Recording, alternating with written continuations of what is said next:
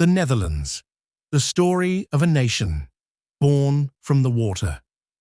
When people think of the Netherlands, they usually picture flat roads, canals, endless tulip fields, and those famous windmills, right? They've even built the world's best cycling paths for those who love to ride. But beneath this sweet and liberal country lies an incredible perseverance for survival and trade. Let's take a quick journey with you from 25,000 years ago to the present day, defying nature and empires. The Romans made it as far as the Rhine River. They embraced the south of the river and integrated it into their own culture. But the people to the north remained free. Later, the Franks and the famous Vikings took the stage. The Vikings were so oppressive that people either built giant walls or made deals, saying, "All right, brother, protect us from others and just hang out here." But the Dutch people's real war was with the water. Around the 10th century, they asked, "How are we going to live in these marshes?" and took action. They built dikes, drained the swamps, and reclaimed land from the sea. They created the famous polder regions we know today, land below sea level, through immense effort. Freedom is in their blood. Looking at the 1500s, the Spanish Habsburgs were in charge. King Philip II was a serious problem and really pushed the Dutch to their limit. When heavy taxes and religious pressures, the Protestant-Catholic conflict combined, the famous 80 Years' War broke out. This was no simple war.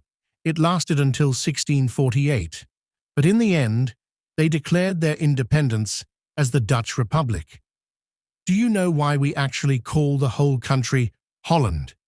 Because at that time, among the 7 provinces, the wealthiest one with the most traders was the province of Holland. Since visitors always dealt with them, the name of that province became the name for the entire country. Masters of trade and hard times.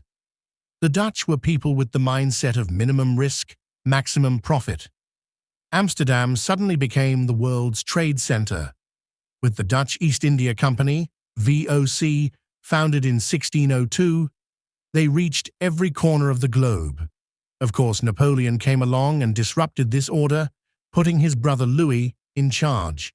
But interestingly, Louis became so attached to the Dutch that he even defied his brother Napoleon's orders for the sake of the people. Wars wouldn't leave the Netherlands alone.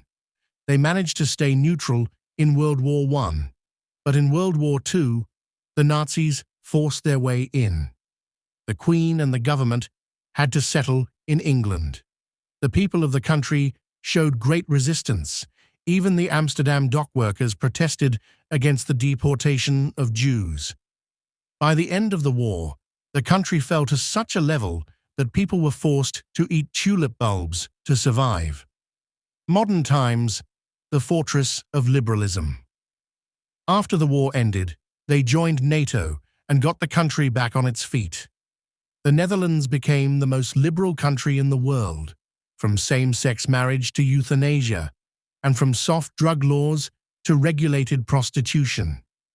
However, every good thing has its challenges. In the 21st century, right-wing and anti-immigrant sentiments, and unfortunately, assassinations, began to rise in the Netherlands as well.